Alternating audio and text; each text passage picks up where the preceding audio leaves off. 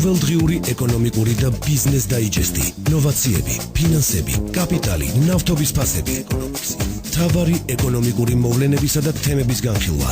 ეკონომიქსი, რადიო იმედის პირდაპირ ეთერში, ირმა ებრალიძესთან ერთად. გადაცემის სპონსორია ლუდსახარში ზედაზენი.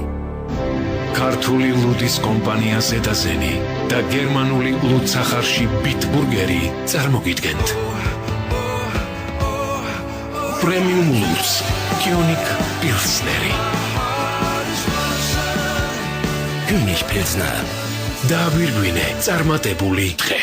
გადაცემის სპონსორია მიკროსაფინანსო ორგანიზაცია ქართული კრედიტი. ქართული კრედიტი გთავაზობთ აქციას ბიზნეს სესხებზე. თვეში რეალური 1.4%-დან. სამომხმარებლო სესხებს რემონტისთვის ან გათბობის სისტემებისთვის და აგროსესხებს შეღავათიანი პირობებით. სწრაფ განვადებებს 0%-დან 15 წუთში. ეწვიეთ ჩვენს ნებისმიერ ფილიალს თბილისში, საბურთალოზე, დიდუბეში, გლდანში, სამგორსა და ვარკეთილში ან რუსთავის ფილიალს და გვიკავშირდით ტელეფონზე 229 31 11. ბიზნესსა და ეკონომიკის სიახლეებით ეთერში ეკონომიქსის სტუდიაში ირმა ებრალიძე მუშაობს დილა მშვიდობით. ეს გახლავს წლის ბოლო გადაცემა და შესაბამისად ჩვენ შევაჯამებთ წლევანდელ წელს. წლის მთავარი ეკონომიკური მოვლენა როგორ იყო 2013 წელი ეკონომიკური თვალსაზრისით და რა არის მომავალი წლის მთავარი გამოწვევა ქვეყნისთვის. ახლა სატელეფონო ხაზია ეკონომიკის ექსპერტი ირაკლი ლექვინაძე, რომელიც ჩვენ შეკითხვებს უპასუხებს. ირაკლი, გამარჯობა. მოგესალმები, ირმა, დიდი მადლობა. კილოცავთ თამდე გახალთ. თქვენც ასევე მრავლს დაესწარით. ირაკლი, მე მაინტერესებს ძალიან მოკლედ რომ მითხრათ, რა იყო წლის მთავარი ეკონომიკური მოვლენა და შემდეგ გადავიდეთ უკვე პრობლემებზე. კი ბატონო, სამ მნიშვნელოვან მომენტს დავასახელებდი, რომელიც მე ვთვლი, რომ 2013 წელს იყო მნიშვნელოვანი. მთლიანობაში საკმაოდ რთული წელი იყო ეკონომიკური თვალსაზრისით, თუმცა ეს იყო პირველი წელი ახალი ხელისუფლების შეცვლის შემდეგ, ამიტომ ეს ლოგიკური იყო ეს პროცესები, რაც რეალურად ფიქსირდებოდა. პირველ ადგილზე დავაყენებდი ევროკავშირთან პარაფირებულ ხელშეკრულებას. მე ვფიქრობ, ეს არის როგორც პოლიტიკურად, ასევე ეკონომიკურად საკმაოდ მნიშვნელოვანი გადაწყვეტილება. და პერსპექტივაში ეს ნიშნავს ქართული პროდუქციის უფრო მეტ უდამას ევროპულ ბაზარზე და უფრო მეტ ინვესტიციას ქვეყნის შიგნით. ასევე ევროინტეგრაციას ძალიან ბევრი მიმართულებით. მეორე ადგილზე დავაყენებდი ბიზნესის გათავისუფლებას პოლიტიკური წნეხისგან. 2013 წელს ყოფილა შემთხვევა, როდესაც დაუშვათ იგივე ქონების ჩამორთმევის საკითხი, ქონების გადაუფორმებლობის გამო ვინმე დაეჭირა, თან საკუთარ ბიზნესის შევიწროვების ფაქტებს ადგილი როგორც ასეთი არ ქონია, თუ ესეთი ფაქტი და ვინმეს ქონდა პრეტენზია, ეს ხმამაღლა იძახდა ამას და გარკვეულწილად ეს საკითხი, რომელიც იყო ერთ-ერთი მთავარი პრობლემა წინა ხელისუფლების დროს, მე ვფიქრობ, რომ დღეს არ არსებობს. და მესამე ეს არის მსხვილი ინფრასტრუქტურული პროექტების ინიციირება, რომელიცაც მიუბრუნდა ხელისუფლება წლის მეორე ნახევარში, მიუხედავად იმისა, რომ წლის პირველ ნახევარში გარკვეული შეფერხებები ამ კუთხით არსებობდა, განახლდა შემოვლითი რკინიგზის მშენებლობა, ანაკლიის პორტი, აეროპორტი, ასევე საკმაოდ დიდი პროექტებია დაგეგმილი ენერგეტიკის მიმართულებით. მე ვფიქრობ, ეს არის ის თემები, რომელზეც დაფუძნებული იქნება საქართველოს ეკონომიკური განვითარება. თუმცა იყო პრობლემებიც.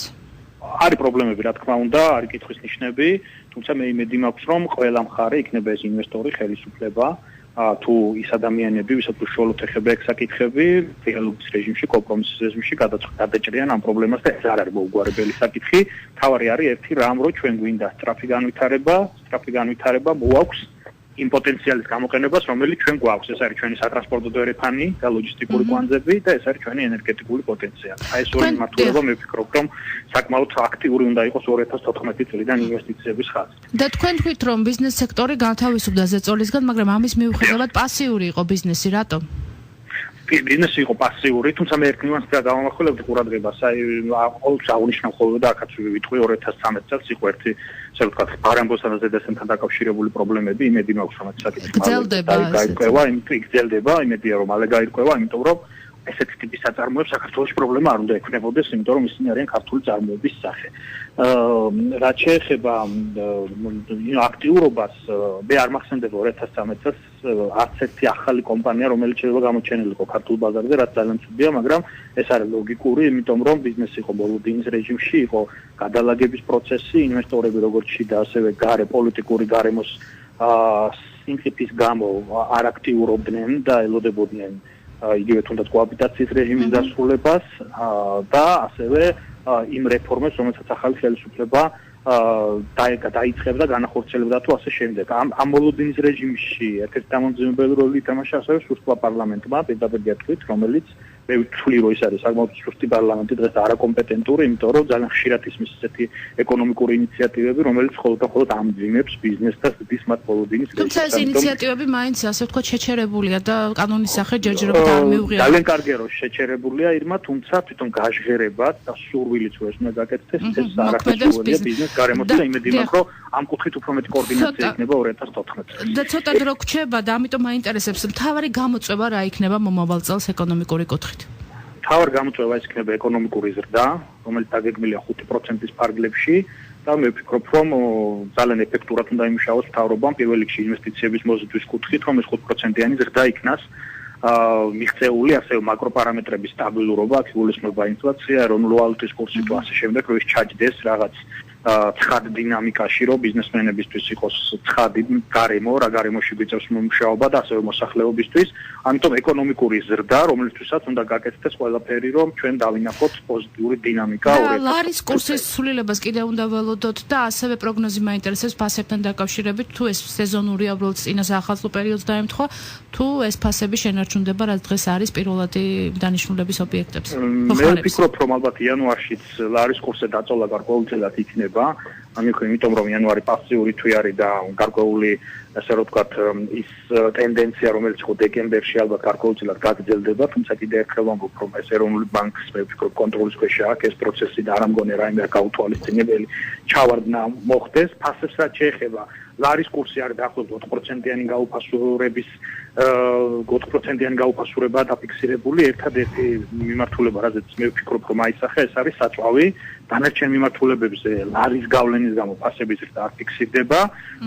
პროდუქტებზე ფასების და დაკავშირებულია წინა საახალწლო მოთხოვნის ზრდასთან და რიგ პროდუქტებზე ფიქსირდება დეფიციტთან დაკავშირებით. გამო თუნდაც მოთხოვნა მიწოდების ნაწილი. იგივე კარტოფილი. ამიტომ ეს აჟიოტაჟი ჩაქრება, მე დარწმუნებული ვარ, იგივე პროდუქტებზე ფასები დაუბრუნდება საწყის ნისლს ახალი წლის შემდეგ.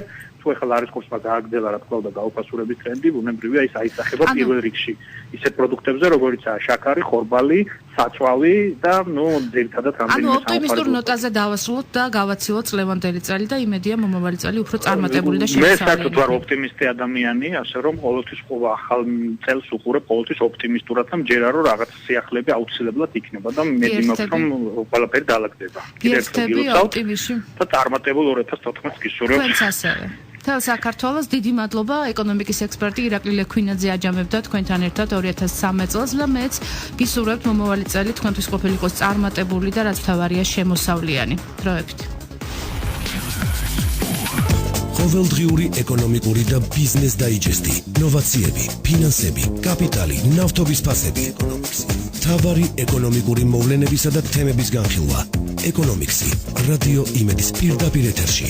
ირმა ებრალიძესთან ერთად.